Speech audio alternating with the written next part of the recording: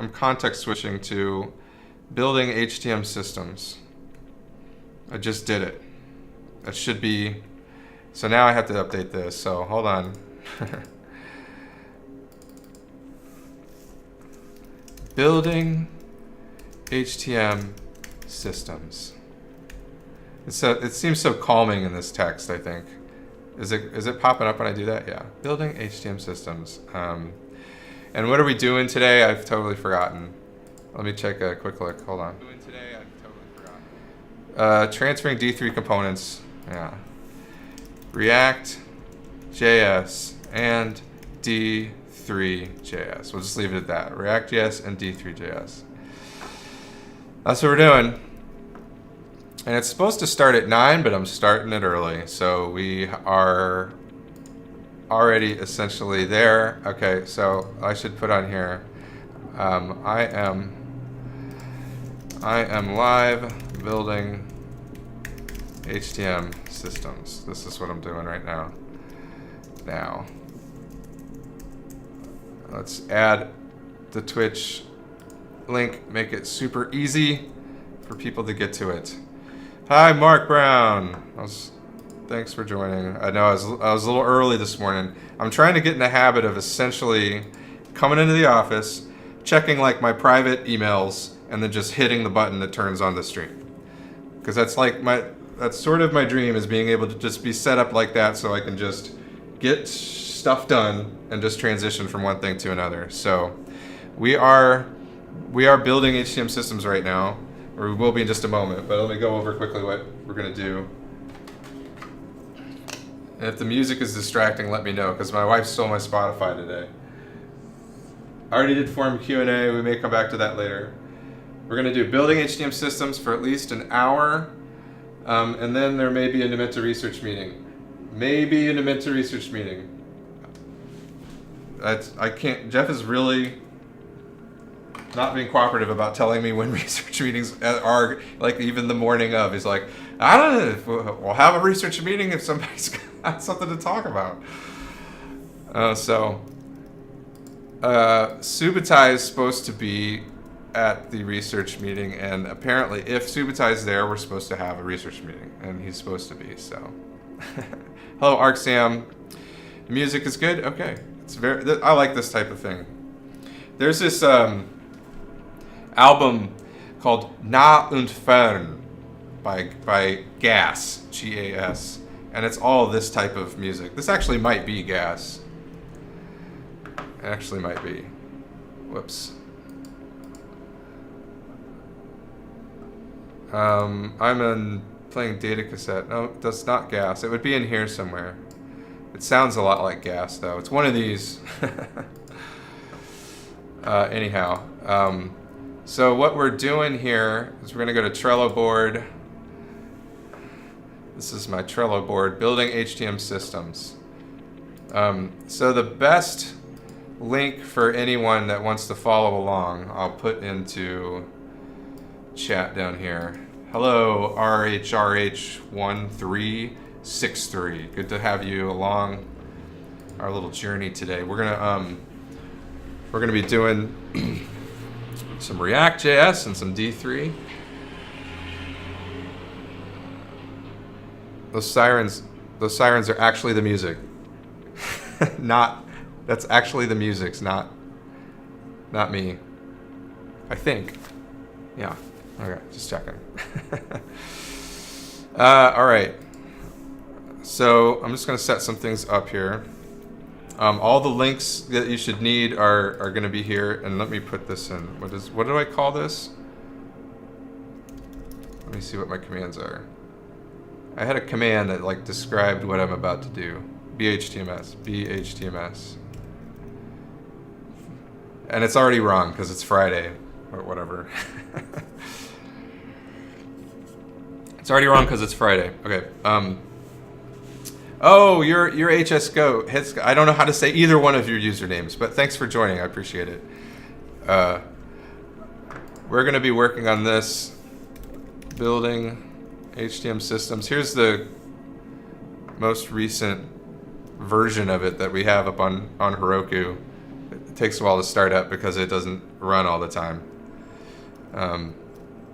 You mean the way you said HSGO? Or RHRH1363? Oh, come on now. This used to work. Oh, there it is. Okay. All right. So everything you want to know about building HTML systems is right here. We're working on encoding numbers, and we're encoding some of these little widgets in here, and we're sort of establishing. This project is still sort of in the beginning because we're establishing standards of embedding these things as React components, and we're calling diagrams. And I'm taking my inspiration from this Amit Patel and his Red Blob Games. The way he presents animations here is just really, really brilliant.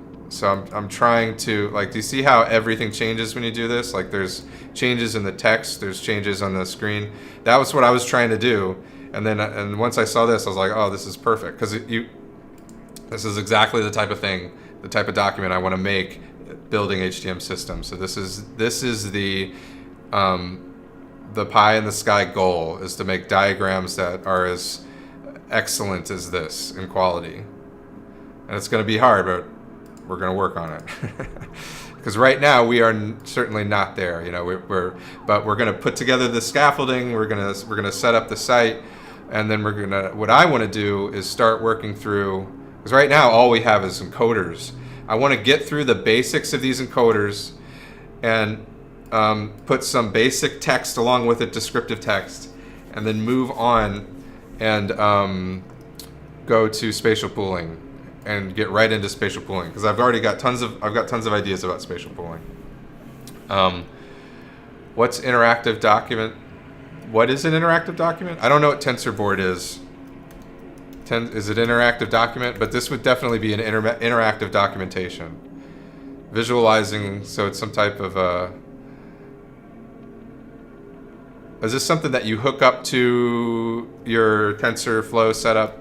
No, it's not going to be that. I do plan on having an HTM, like a spatial pooler and a temporal memory, running on the server that starts up and starts getting fed data, pseudo-random data with temporal patterns, so that it will that'll be used for a lot of the visualizations. Like this, looking into the state of the system, we'll look into this the one server. I think it's going to be. Now, I haven't decided yet whether we're going to run HTMs individually on browser clients or on the server and ping the server for it. We'll decide that when we get there, because it depends on the example, honestly. You might want to have like an HTM that's been sitting around learning for a long time.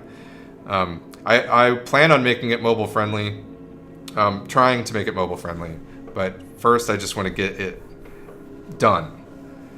Done meaning all of the diagrams in place and text in place.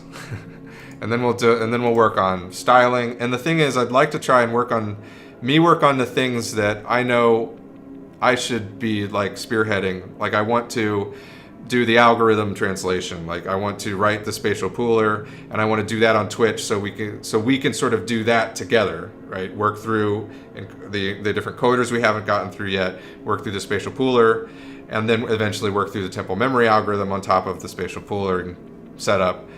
We should do that all together on Twitch, and I want to leave a lot of the styling things and any bugs that we might find, and I'm going to sort of set those off to the side, and I'm hoping that some people will come through and help with some of this stuff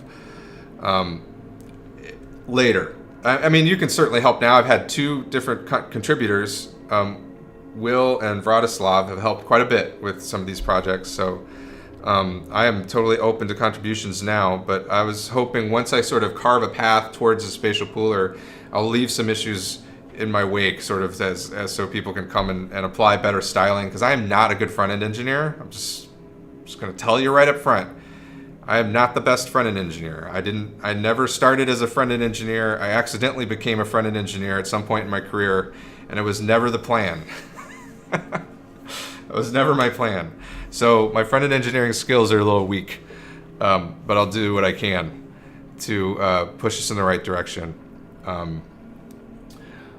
Okay. So I've got 1 hour, and we want to make some progress. So let's get VS Code started. Let's let's get us into the right place. I'm gonna probably have to go run to the restroom real quick. But I can get where we want. Again, the link's in chat. Thanks for the, feels good, man. All right. Where were we? Code dot. This is going to open up this project in VS Code. What is that? Oh yeah, this is something I was posting on I'm going to this Rework AI Summit. And I was trying to practice like networking. So there's that. Okay, I'm going to live share this. I will get the code link right there. So if anyone wants to join in VS Code in the Building HTML Systems repository, you have the ability to highlight code on my screen. So I think what I do here is type npm run dev, and that starts the server. I need something a little bit bouncier than this. There we go. All right, so this is the deployed version of the server, but I'm going to shut this down. We're going to do everything local. You got to do development local. All right, so here it is. This is local. This is the page we're working on, coding numbers. But there we go. This is just a really simple header. So we've got, on the home page, you can see there's all of the, I've got links to all the Twitch stuff that I'm doing because I'm doing this all live on Twitch. Links to the GitHub if you want to see the code, clone it, create a PR. There's a link to Simple HTML, which is the actual HTML implementation I'm going to use to run all the visualizations. So I've already got encoders in here. These are the encoders that are running the visualizations. The Trello board, which I already showed you, and we do have a Travis build that is currently green. Okay, so will it be a long, long ride? I don't think it'll be I want to have this done by the end of the summer. Do you consider the end of the summer a long ride? I mean, I'm not looking years out here. I think this is totally doable if I work on this a couple of days a week. I want to get this done by the end of the summer, and I want to have Python 3. I want to have pip install HTML in Python 3. Those are my two goals by the end of this year, is to have this done and Python 3, like, we're straight for HTML and Python 3. Okay, so we're going to go and pick something to do. I don't need to create this until I need to create this. I'm going to create the output range diagram. I think that's the next thing to do.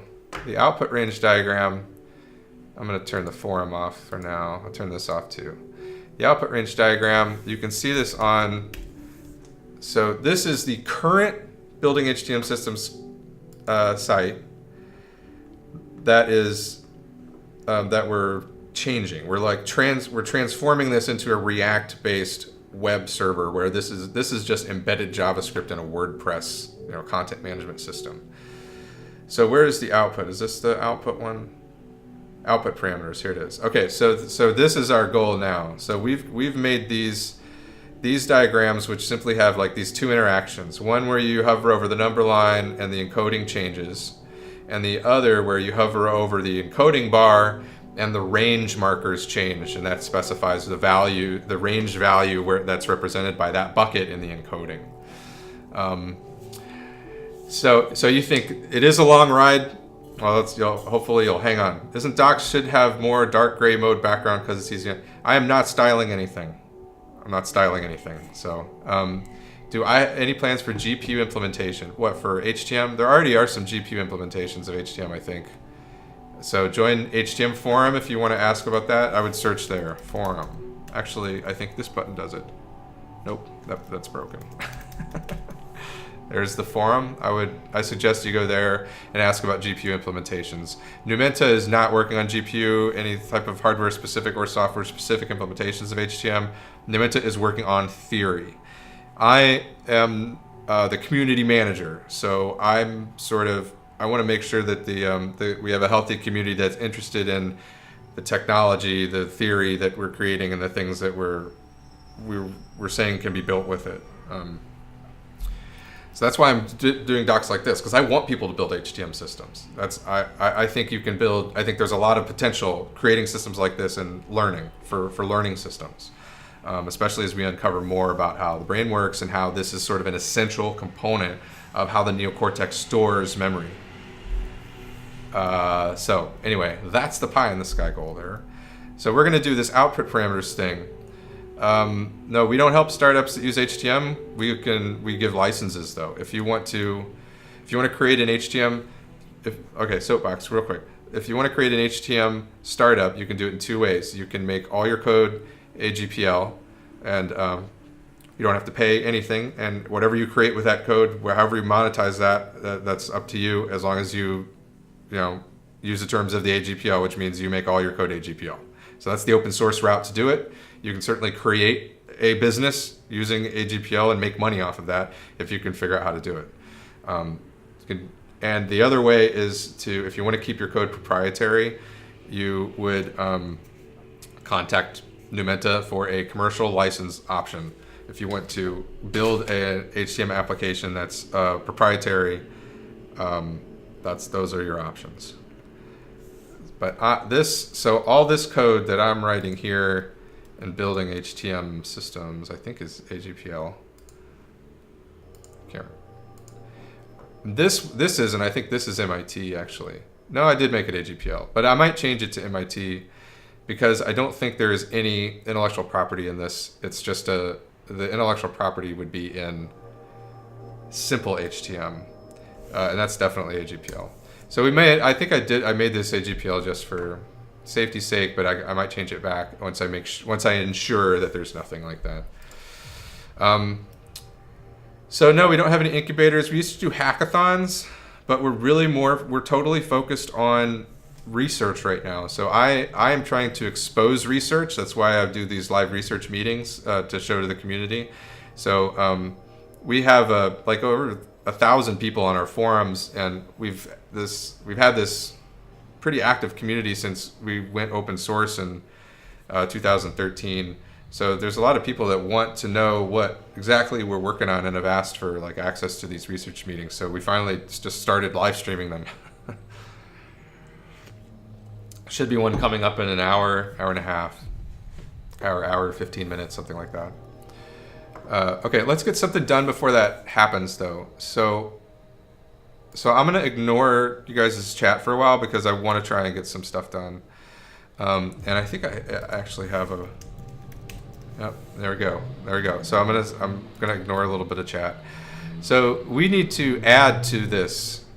So we've got two more components here. We've got this component and this component, which is the same thing. So basically we have two instances of one additional component here. And this is another library called dat-GUI, and I really like this library. I don't know how that happened. Dat-GUI. Here it is. It's just like a labeling. Am I in the right place? Here we go. Yeah. It's just it adds a really nice interface for labels. You see this thing up here on the side, right here. That's it. That's dat-GUI. And it's just a little GUI. It gives itself its own styling, and you can change things and basically listen for the events to change, and it sets up a nice way for your diagrams to be controlled by user interactions with this thing. So this is what I want one of my user interactions to be, or at least that's what I was planning. Now, that being said, I also want to look at Red Blob Games, and I want to find a place where he has a scrollable thing like that too. Let me go to his tutorial for tutorials. Where is that? Interactive tutorial about making interactive tutorials. Okay, so I know there's a interaction. Here we go. This is one type of interaction, but there was something where he added a way to do an interaction from the text. So that's what I'm looking for. It was something further down, I think.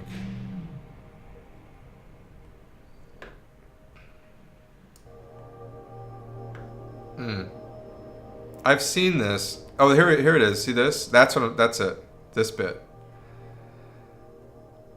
Okay, so how did he do that? So he's got it here. Essentially, this one doesn't have it. So it's underlined, and you can change through the text. Show layers. That is so cool. I love that. And it still works. That's amazing. I really love that. I don't know how he did that. Track, midpoints. So we turn everything on and off. Okay, so the interaction I really want is this n equals 10 thing. So he added this interaction up here. Snap to grid. I want to see how he did it. Try varying in. Okay, this is the one. Number of steps in the line. So this is the direction that I want to go.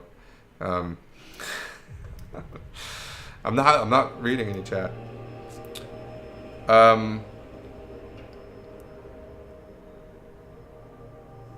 So this is just the drawing code within the number of points.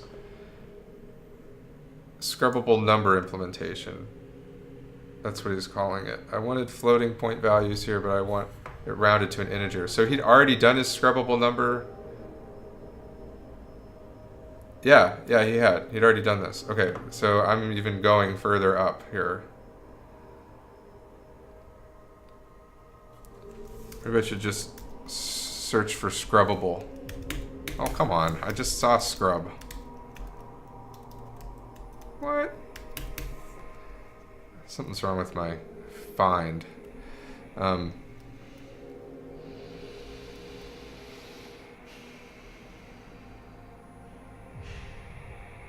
When the reader drags the number, I update the number of the display, also call the diagram's update function. I also set CSS to cursor column resize so that the reader can see it's interactive. So this is what I'm varying. And I do want it, in this case, let me get rid of this. In this case, it's integer. And I have to have a min and a max. And I can do, okay. So I wonder if the diagram itself even needs this interface if I will just add it outside of the diagram like he did here. Well, this is actually inside the diagram, I guess I would say. It's a part of the diagram, right? So, but whatever interaction I create, I should be able to do it easily inside or outside the diagram. So let's first pretend like we've got these two parameters in the diagram, and I'm going to create a component outside the diagram that sets them, like that updates them through the UI. Because I want to be able to do it outside of the diagram, outside the diagram's DOM, right? It's element, right? It can trigger from anywhere. Anything can trigger it. So I need a little mechanism, this scrubbable number, right? That's really what I want, is a scrubbable number.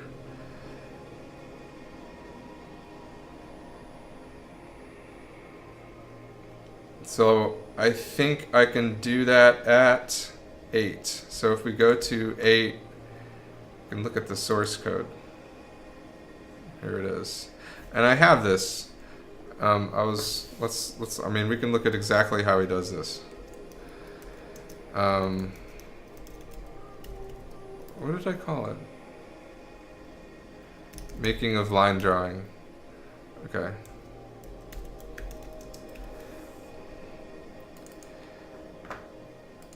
Eight is here. Okay. Turn this off, turn this off. So here's the HTML and here is the JavaScript. So he's got a diagram, and let's find the scrub. He didn't call it scrub.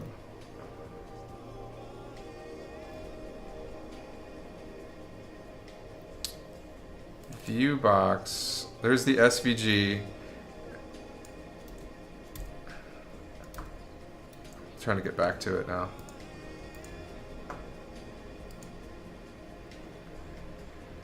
Okay, so right after lerp point and before I'm starting to organize. Am I in the right place?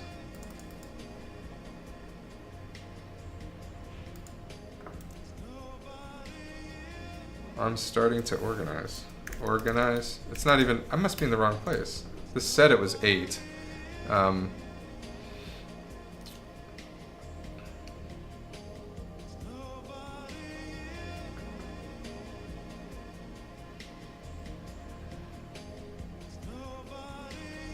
I don't get it. Where is... Oh, it's different if I look at it right here. Okay, so I want to look for try varying. Try varying, there it is. Okay, so all it is span data type, data name, T. Okay, so that seems easy.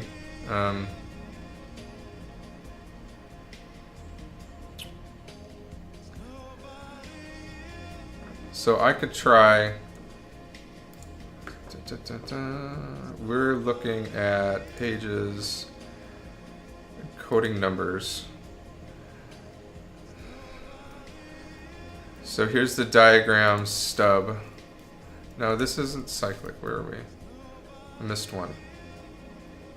Yeah, output range. This is the diagram stub. Okay. So this is going to be, we're going to call this, let's look at our components here. We've got simple scalar encoder. Actually, really what it's still going to be a simple scalar encoder. It's just going to be able, we're just going to be able to change its, I think we can still use a simple scalar encoder. I don't think we're going to change, I don't think we're going to create a new class for this at all. I think we can do this. And we'll still call it output range. Output range. And this should pop up fine here.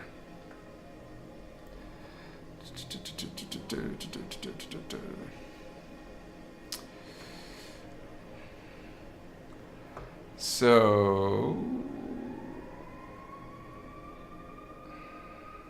yeah. Output parameters. So here's where we're at. We got all the way up to here. This is all working. And here's our latest output parameters. And then I need to add a div around this.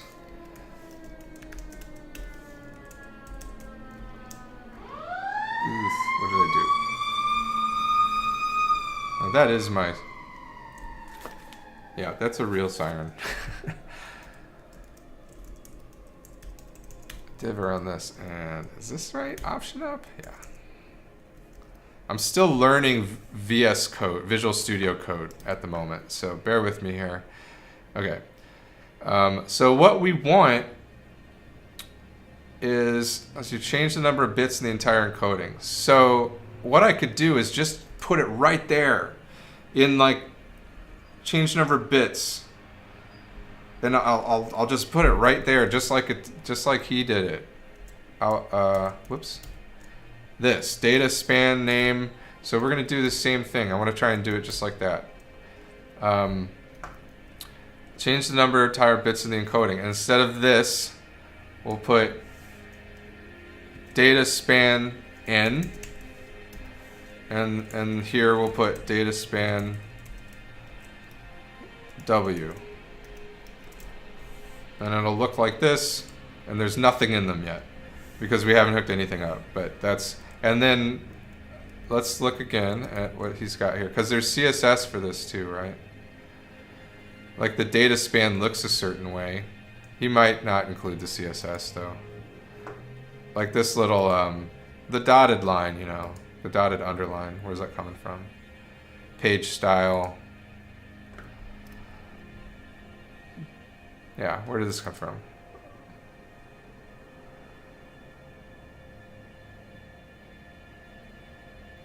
Yeah, body, div, header, footer. So I'm going to grab that. And the draggable, I think, is probably also, we're probably also going to have that too.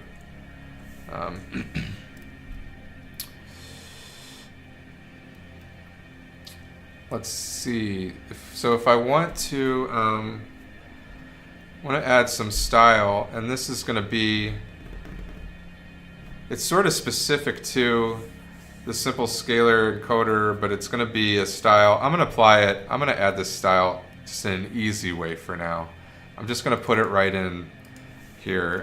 I don't think I'm going to use this style for all the diagrams, so I'm just going to put it right here. And I hope that excuse me, I hope that shows up.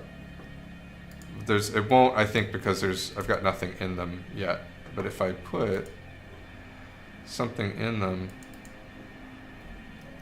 for example, n is 100. I don't know if this is the right thing to do, but I'm just going to do it right now because I want to see what it looks like. Whoops, wrong place. Just want to see what it looks like. Yeah, so it looks right, and the draggable thing is right. So that's what I want. So that's good. So now we need to actually do some interaction. So here's where we get to the tricky bit. The state, well, a state variable in the component. Yeah, so there already is a state variable in the component. The simple scalar encoder has, if I can get to it, it keeps this N and W in it. So it's, like I said, I'm just trying to like get something that can control this state variable and initialize it with the same numbers, 10 here, 10 here, 100 here, 100 here. And because I want to be able to control this component from outside, I want to be able to control those variables, do something. So the interaction with this value should change that state variable. Do you know React, David? Because that's what I'm trying to do it in. And I haven't done Redux yet. And people tell me I need to, if I'm going to start doing data like this, that I need to use Redux.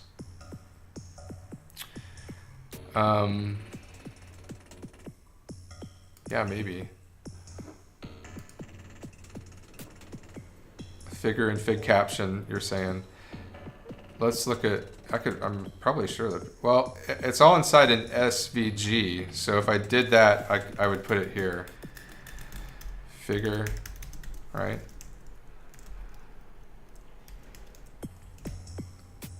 So this is the simple scalar encoder. And eventually this is going to pull out, I think, into a meta class, an abstract class. But for now, it's here. So if I did that, you're saying this should be a fig diagram, right? I've never used this before. This is HTML5, right? Oh, you meant in the outer page? Or fig caption? Fig caption. Oh, I could put it around it. Yeah, I could put it around it. Sure. Maybe I'll do that. That'll mean there's no assumptions. I'm not making any assumptions about where this is just being an SVG component. Then that makes sense. We could just do it in the outer page, like here.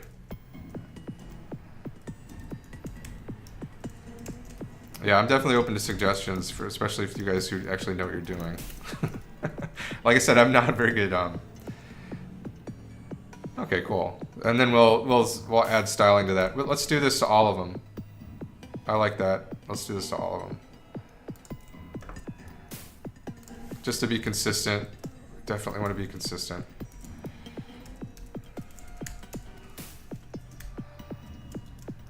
And this will be fig caption. Thank you for the suggestion, David. I want to try and... Oh, fig caption goes inside the figure. Thank you. Okay, I can do that. Thanks for telling me now. And not like in 5 minutes. Let me make sure that looks good. Okay, cool. Very good. Figure, fig caption. I think we had one more up here. Two more. Oops. Let's do this. Let's do this like a better way. And I'll copy that.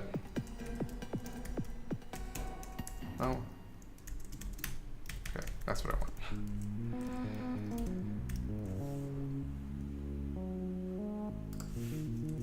I'm just setting this up.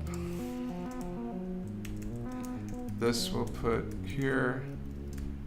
Why doesn't it indent that? It should know better. This we'll steal. Put here.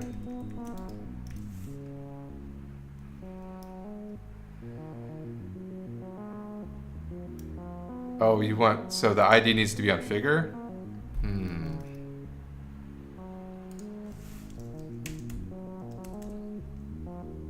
So does the fig caption then have to reference the ID?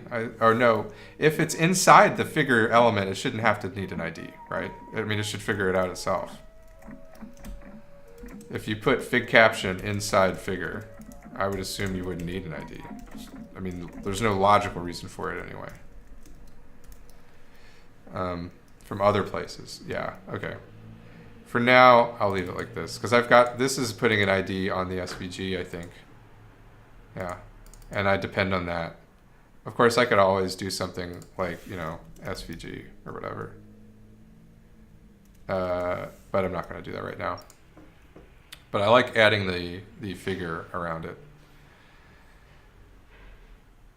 Just looking to see if we have anything else. I don't think so. How does this look? Okay, like I said, we're not styling, but at least, this is, the grouping works well for me. It's definitely better to use the features of HTML5, and I don't know. So thanks for the input. Okay, looks like my music ran out. I'm gonna use the restroom real quick. I'll be right back. I'll put something else on. Which one of these was good? I literally liked one of these. I don't remember which one it was. I think it was rights. I'll be back.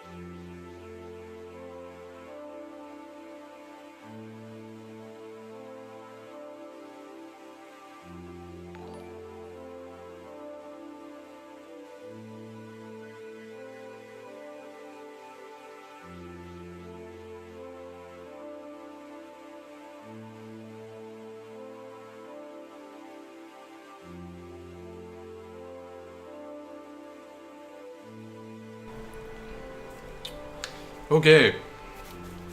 Hey NetPixel, thanks for let's say you hosted. Thank you for doing that.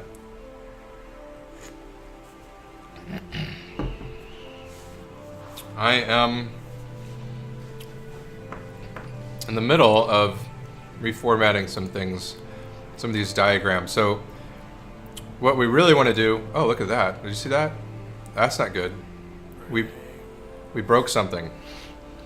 Oh, thank you for the follow, HSGO.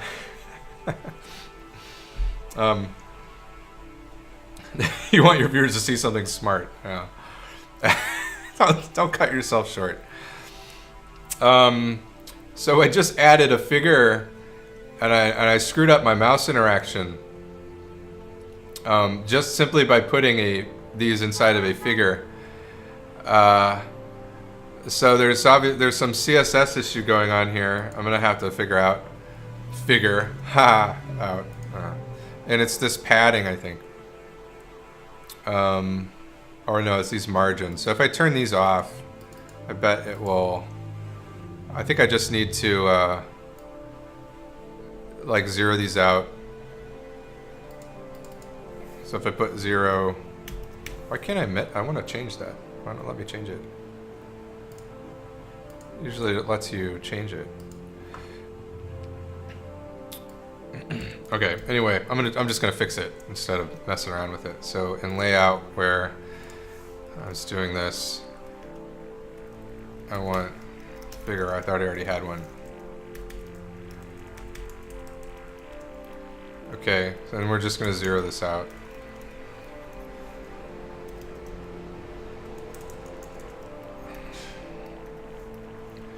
Inline start 0, 0. For now, and that should at least fix this mouse problem we're having. We don't want to mess up the mouse interaction, so. The SVG expects to be in a certain place, I think. And if I'm going to start messing with the diagrams, I'll have to do it in a different way. Like if I did, I could give the figure, I could still give the figure a margin left, you know, of 40 pixels or something like that. And that shouldn't interfere with it, but it does. Maybe, I'm not sure if that'll work either. No, that doesn't work either. So that's something weird. I don't know what it is, but for right now, I'm not gonna bother with it. I'm gonna put a fix me here. For somebody else to look at if they want to. I can't do it like that. What is it? Yeah.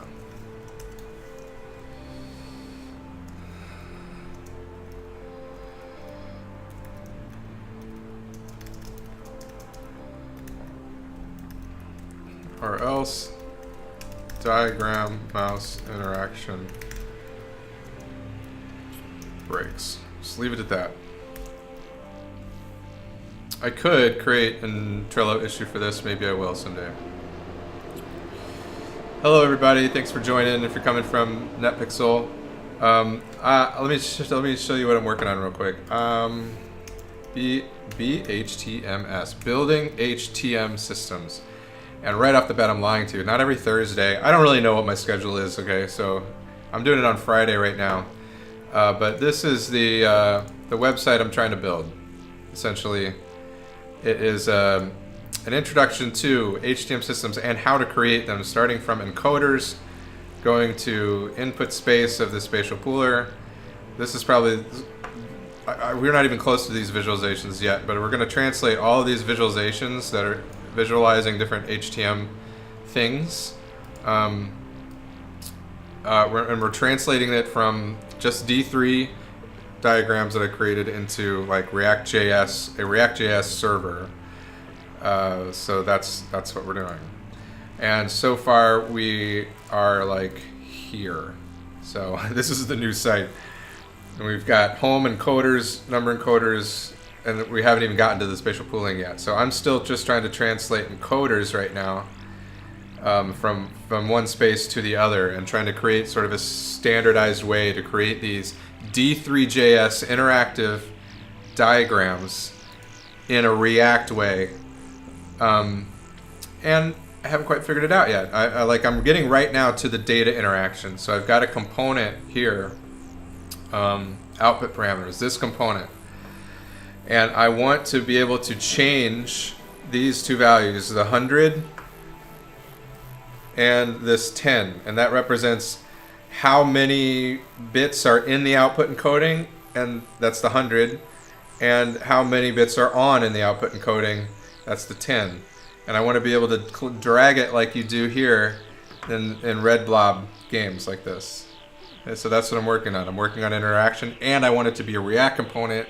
And so I need the user interaction to affect the React component in the right way, so that the state of the React component, these are the actual values that I'm trying to change, are in this React component, right? Simple, scalar, encoder. This is the diagram. These are the two values that I want to be able to change when I do those scrolling things, N and W. So I am currently trying to figure out how to do that. And this is the first React project I've ever done. So there's that. Okay, so this is the first React project I've ever done. This is I barely have any experience with Visual Studio Code, so I'm using a new IDE as well. But at least I know JavaScript for the most part. But nowadays, doesn't everybody? It's hard to get along if you don't have JavaScript. So if you don't have JavaScript. Hello, SPJ G. How's it going? Okay. I got to keep an eye on the clock because I have a stand-up meeting at 10 o'clock, and I'm going to have to pause. I'll keep streaming. And then we're probably going to have a research meeting right after that stand-up meeting at 10, which I will also stream. JavaScript is, it's nobody's favorite language, I think. If you've worked in other languages, JavaScript can be really infuriating because the rules are so loose and you can do so many weird things. It's almost like having go-tos, you know. JavaScript doesn't give you go-tos, but it gives you ways to really shoot yourself in the foot hard, and you'll never find it. You'll never find that bug. Start bad-mouthing JavaScript and people come out of the bushes. I'm not bad-mouthing JavaScript. I like JavaScript. JavaScript's cool. I like it because it's dynamic, and I like dynamic languages. It's just some of the rules don't work for me. It's gotten a lot better. I like CoffeeScript a lot. You're gonna rage quit because I badmouth JavaScript. You're very sensitive. People say Lua is good. I've never tried it, but everybody, I know a lot of programmers I respect that like Lua, so there must be some reason. All right. Okay, let's see. I'm gonna look at his. Excuse me. I want to see how Amit. I'm sorry if I mispronounce your name. I really love this guy's work. I'm a big fan. I want to get your name right. Amit Patel. Big fan. Beautiful stuff. I love this stuff. Okay, so I want to be like you, like him. So we're gonna try, and so we're gonna look at his code for this line drawing. My tab switching is way off. So this is the line drawing we're looking at. We're gonna look at this code because I want to do this. I want to be able to do this, and I want something to react to it. Look at this. You can do it from anywhere, right? All you have to do is have a span with data name T, so you can put it anywhere. Put it anywhere on the page. That's what I want. I want a data name, and I want to be able to change it anywhere on the page, and I want all of the React components that have that data name to respond to being changed. This might be tricky.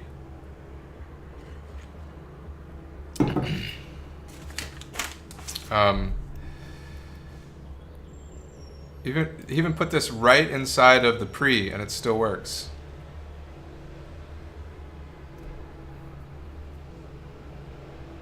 That's amazing. Okay.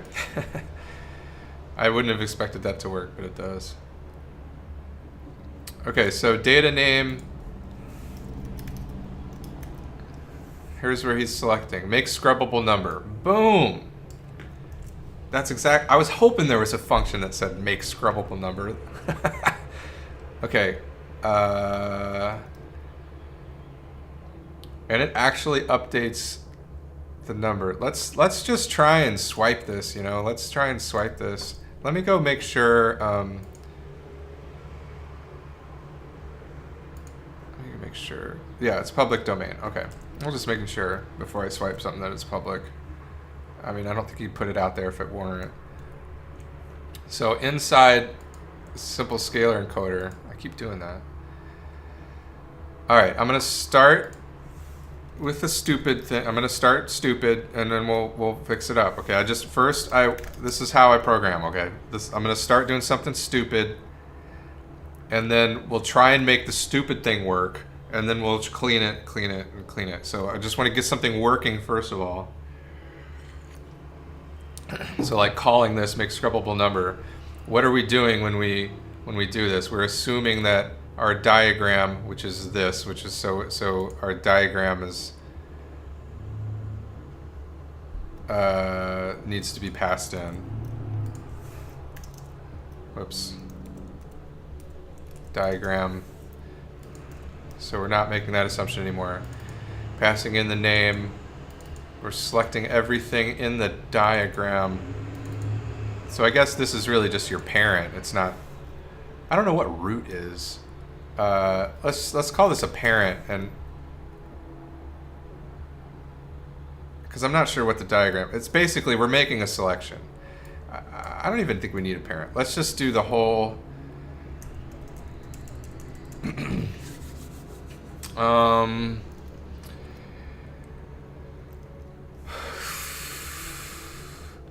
Let's just call it an element, and we'll say L.select all. I don't know what select all is expecting. D3 scale linear. Okay, so we're using D3 here. We've got a linear scale. Update numbers, elements. So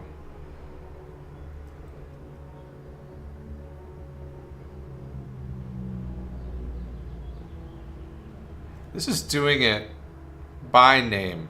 Okay, so we're doing it by, so we're going to call this make scrubbable number, give it an element and a W, make scrubbable number, get an element and an N, and a low and a high and a precision. Okay. What else is there anything else? So drag position to value. Is this, where did this come from? That's up there, that's the scale. Diagram, so we don't have a diagram, so there's something about the diagram. What is the diagram? When you call make scrubbable number, we're calling it on something that has a this. What is this? This. It is the diagram. So this is something, and the way he does a diagram is the root. Did I do this the same way when I created mine? Because I did this looking at his. Not quite. He adds a root, and it's a D3 root. I wonder what he's using that for. With the container ID. I'm also getting an ID that I'm using as the container ID.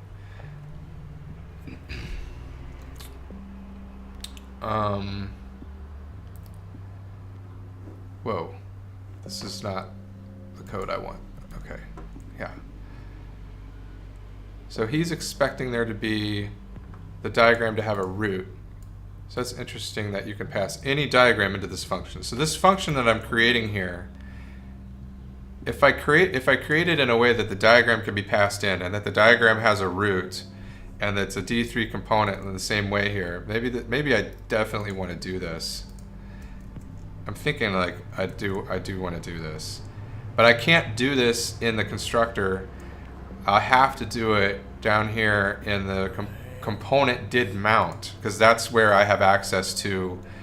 Hey SBJG, thank you for the follow. I appreciate you following. If you like this content, I archive everything on YouTube. This is our YouTube channel, and there's more stuff there too. There's a lot of informational stuff on HTML and how it works.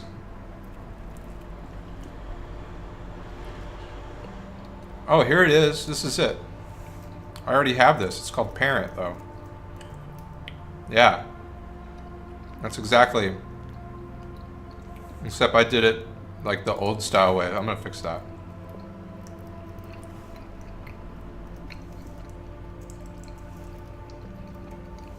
That's better. So I call this parent, but why not call it root? Let's find this. Is it the only place? Parent, whoops. Parent, 1, 2, 3. Okay, we're gonna call this root, just like him, so we can have a better comparison. So this is great. So now, this diagram, I'm gonna call make scrubbable number. I'm gonna pass it this. I'm gonna pass it myself, and I should be able to do that, I think. So let's try. And then, but his diagram also has an update function. I don't think mine does. So let's take a look at this. Yeah, so he's got an update function. So this might be something we want to standardize on too. Right now we have an encode, component did mount, which is a React component hook, render number line, render value marker, render output cells. These are all things that would go into the update. Handle SVG mouse over, get range from bit index, handle output cell hover.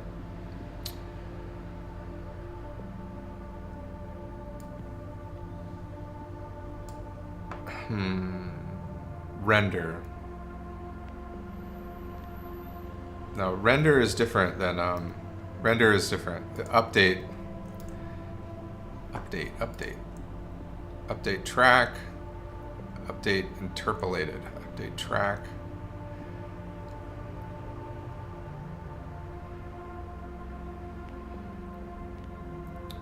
Okay, let's just see. What we want to do after the number line hover, not the number line hover, after we call make scrubbable number, when something is dragged on drag, calling update numbers here, that does this internally. And then we call diagram update because the data has changed. So how are we actually changing the data? Maybe that's what diagram update is supposed to do. So what his diagram update just calls update track. Make scrubbable number.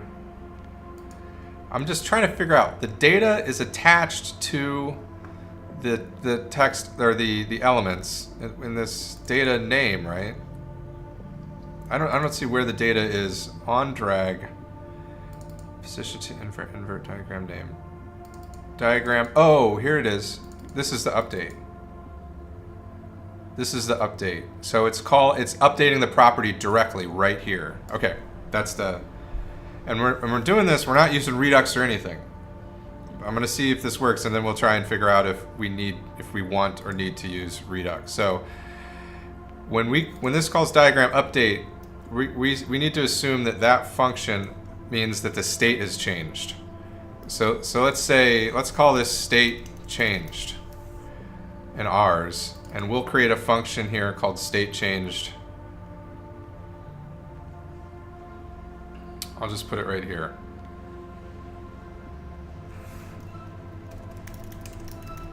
State changed. And we're going to do what we do when one of these hover things happens. Where is it? Like render value marker, Render output cells. I think that's it. Render value, render output cells, but we'll have to get the value. If let's just try a few things here. Where does it? State change. So we want to say render value marker. But we're gonna assume that the state's right. We don't have to update anything. And if render value marker doesn't have a value, I mean, this value is a property on here. So when we call render value marker, why don't we just assume that that value is val? I mean, we're calling it on ourselves all the time. As long as we have set it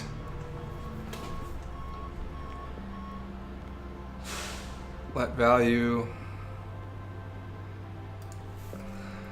So I really should say this dot val equals that. Oh, wait. No, let's do it here.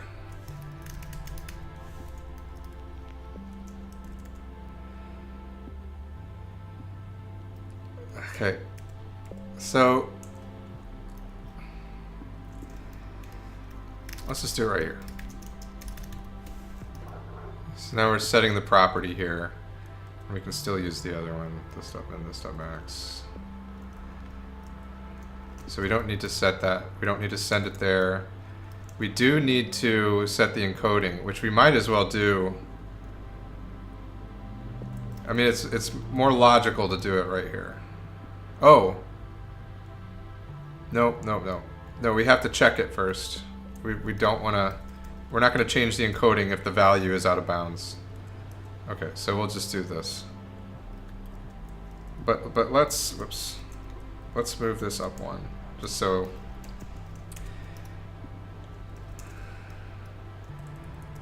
Render value marker, render output cells. So now we could just say state changed, right? Render value marker, render output cells. That's what I wanted to get to. And there's one other place, I think, where we could do this. It's in the other handle hover.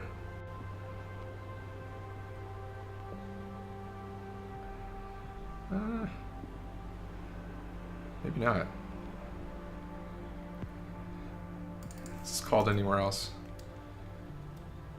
There it is. Render number line, render output cells, render value marker. Again, we don't need that. You know, that's explicit enough. I'm gonna leave it. Well, you guys are chatting it up. Sorry, I have not been keeping track of what's going on in chat.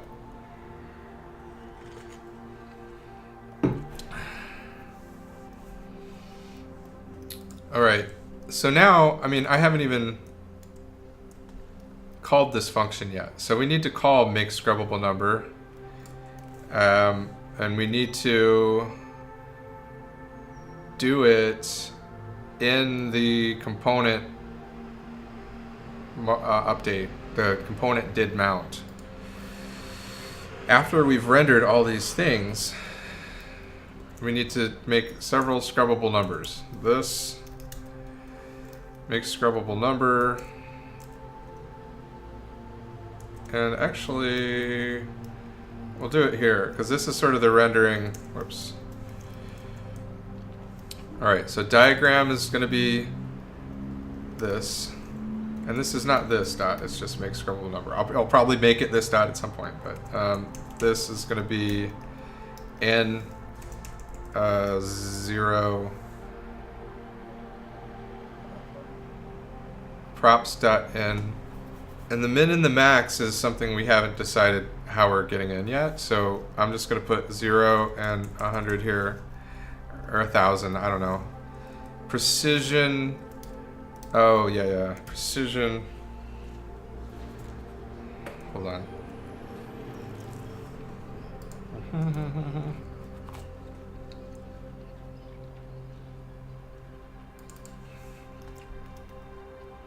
Two.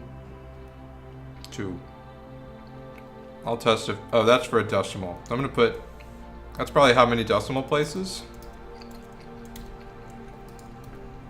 So I'm going to put 0. And do this twice. Do one for W.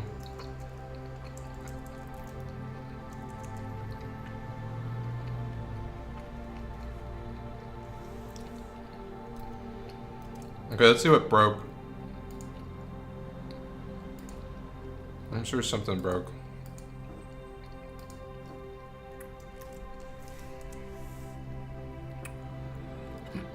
Prop type. The prop bits is marked as required, but its value is undefined.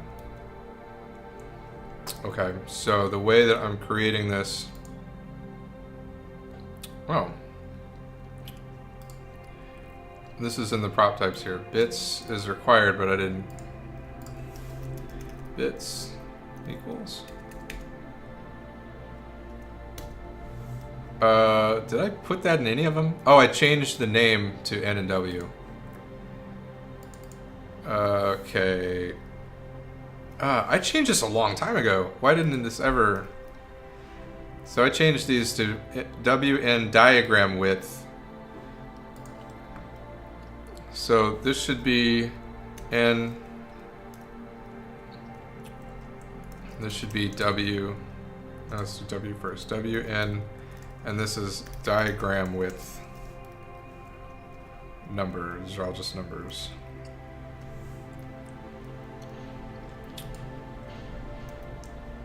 All right. Okay.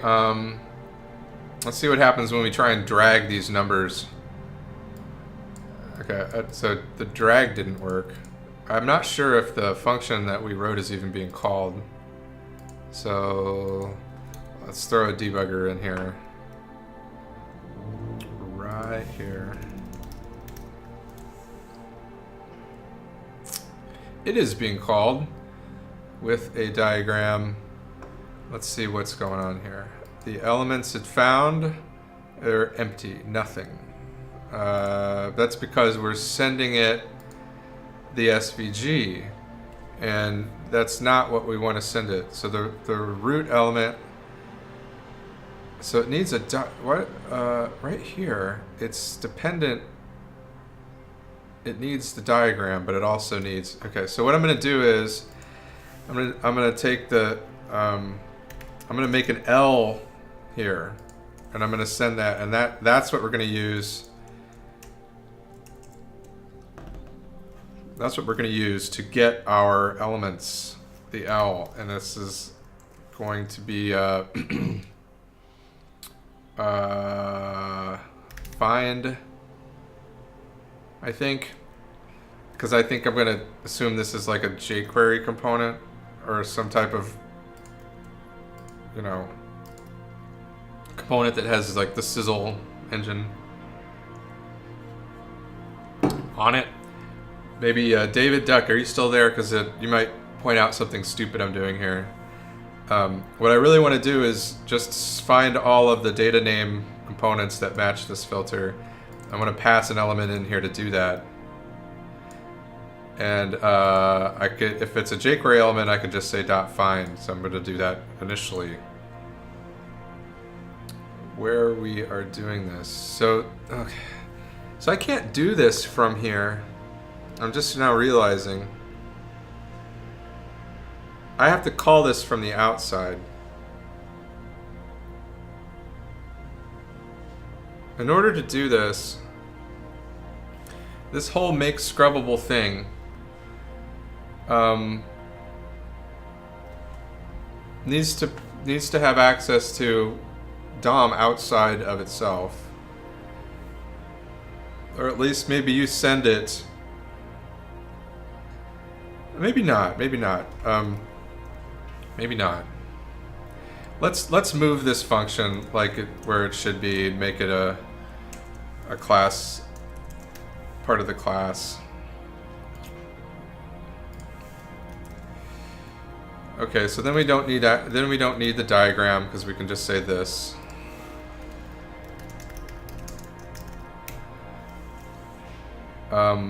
We still are going to pass in the L.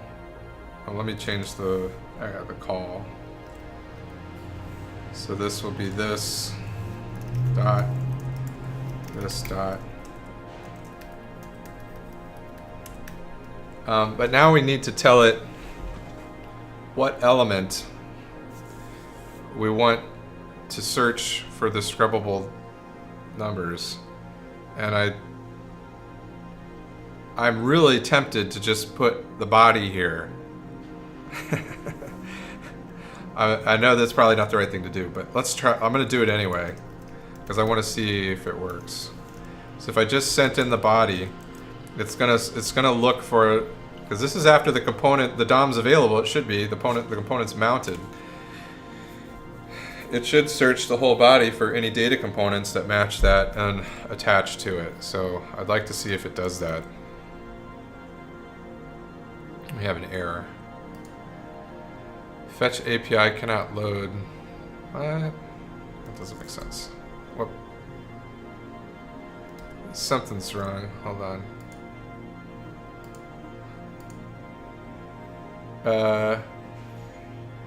Yeah, I don't want to use jQuery with React. So you're saying I should use query selector? That's what I should use. Like I said, I don't know that much. JavaScript, query selector.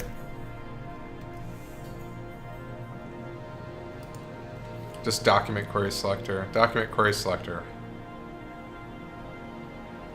Okay. So I could just use query selector. That seems pretty easy. Actually, why don't I just let me just leave this out for now. Okay, I know maybe this is not a good design in the long run, and it certainly is not something. I'm not sure if this is good or not, but let's say let's try this, because it's going to go to every time you call this, it's going to go to the whole document. I just want it to work, and then I'll clean it up. That's but right now I'm having a bigger problem, and I don't know what it is. Something's not fetching. Did I mess something up?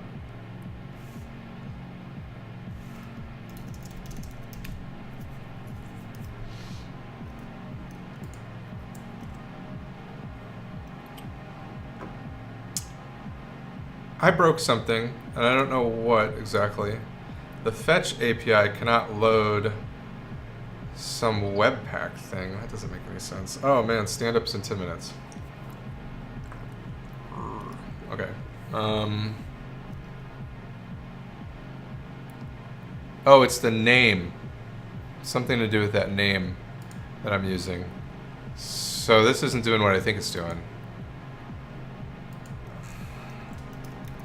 I know what it is. It was this name thing. So this selector is not being executed properly.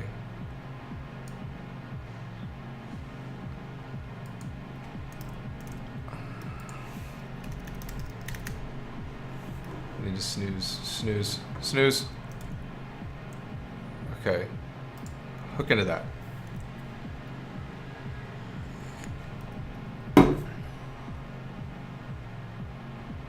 And this is what fails. No, it's not. It found a span. It found the spans. That found the spans. Then what is it talking about? Update numbers. Let's get right here. Let's see if we get in here. Nope. Document.body. Document.body.query selector.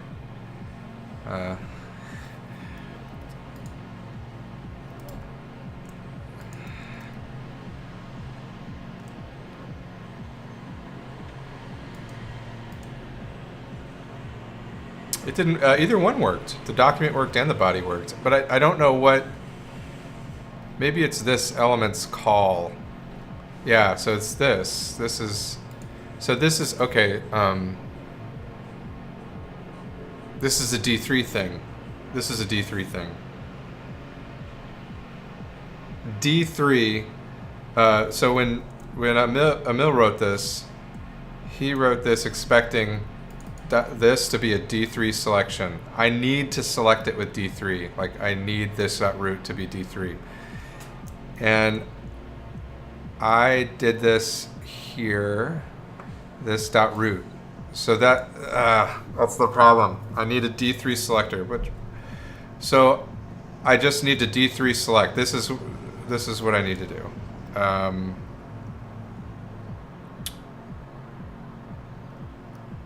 Maybe I can just do that. D3 select. I don't know, maybe that'll work. I need the elements to be D3 object because that's what we're using the drag for. So I'm going to try and select it that way. Let's see if that works.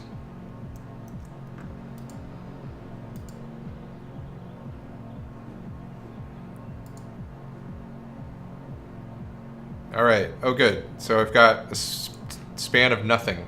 Oh, no, there is one. There's one, but there's not another. So I need to say select all, I think. Select all. Let's take the debugger out.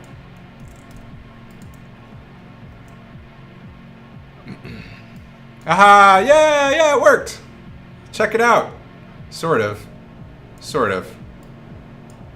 So it doesn't totally work. But something happens. That's not what I want. That doesn't look right at all, but something happens. Oh.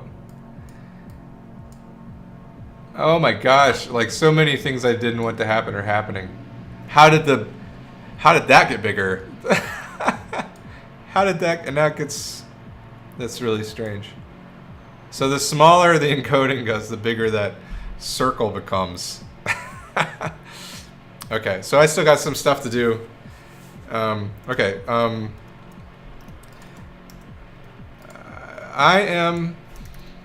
just gonna commit it. I'm gonna commit it. Let's see.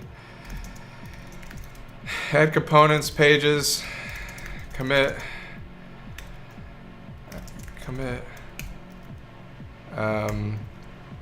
Incremental progress on, what do we want to call it? Scrubbable numbers, number interactions. Little numbers. Let's go with that. Okay, git push upstream master. That's right, I'm pushing directly to the fork. I will always use command line git. I can't help it. One of the things that I was taught early on in my programming career is that you need to be productive on any computer they put in front of you. So if you know the command line, you're good.